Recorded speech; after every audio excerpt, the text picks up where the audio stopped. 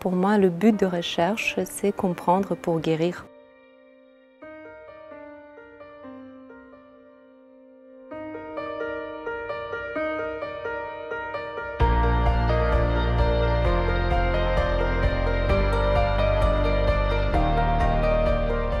Je suis médecin neurologue et j'ai commencé à faire la recherche, participer à l'expérience depuis mes études en médecine, la 3e année de médecine. Donc pour moi, c'était assez naturel, effectivement, de continuer les carrières scientifiques. Ce que je trouve passionnant dans le métier de recherche, donc on parle de recherche, on ne parle pas peut-être de médecine, c'est vraiment la liberté. Je trouve que c'est une métier qui donne la liberté intellectuelle, mais aussi la liberté physique. On peut travailler dans plusieurs pays. Par exemple, je fais mes études de médecine en Russie, je fais ma thèse de sciences en France et je fais mon postdoc en Angleterre. Donc on peut effectivement voyager et avoir beaucoup d'expérience, mais aussi j'aime beaucoup dans les métiers de recherche l'esprit d'aventure, c'est-à-dire qu'on sait toujours d'où on part, on ne sait pas toujours où on va arriver. Je m'intéresse beaucoup aux maladies neuropsychiatriques, donc je suis médecin spécialisé en mouvements anormaux et neurophysiologie. Et effectivement, depuis maintenant presque 15 ans que je travaille au sein du centre de référence de maladies rares, qui est le syndrome Gilles de la Tourette. C'est une pathologie qui en fait s'exprime par problème de mouvement chez les enfants, qui commence assez tôt, à l'âge de 5 et 6 ans, mais aussi par le problème de comportement.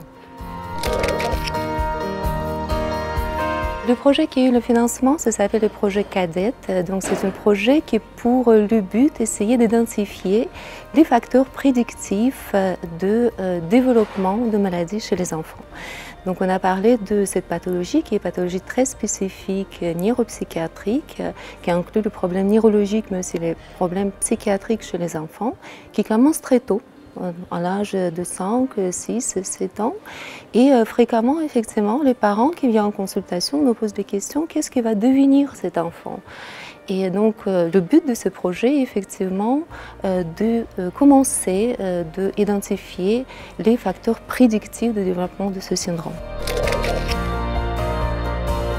C'est les premières effectivement, applications que je fais comme PI, comme les investigateurs principaux. Le financement va servir déjà pour faire les expériences parce qu'on va utiliser beaucoup d'expériences de haute technologie. Donc on va faire l'imagerie cérébrale, on va faire les stimulations transcrâniennes magnétiques pour effectivement identifier le développement cérébral chez ces enfants.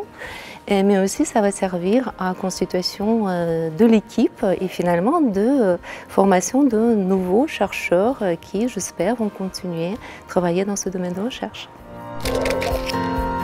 Le premier conseil que je donne aux jeunes, je dis, faites les recherches qui vous plaisent, faites les projets qui vous passionnent parce que c'est ça qui vous permettra d'avancer. Le deuxième conseil que je veux donner, c'est le conseil qui m'a été donné par le directeur de laboratoire de mon stage postdoctoral. C'est très important pour les chercheurs de construire le réseau. Et finalement, le troisième conseil que je veux donner, mais c'est le mien, c'est persévérer. Comme disait Madame Rita Montalcini, qui est prix Nobel de neurologie, elle disait « N'ayez pas peur de moments difficiles. Le mieux vient d'eux ».